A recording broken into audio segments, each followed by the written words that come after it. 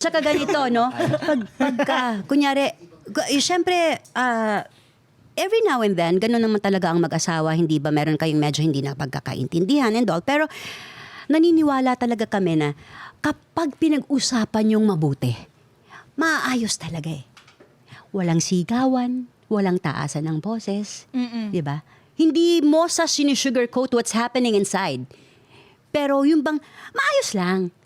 Yes. Hindi kasi, dapat ganito eh. Una pa lang, dapat ganito. Bakit? Hindi yung, sinabi ko na nga sa'yo, hindi ba? Ay, makinig eh.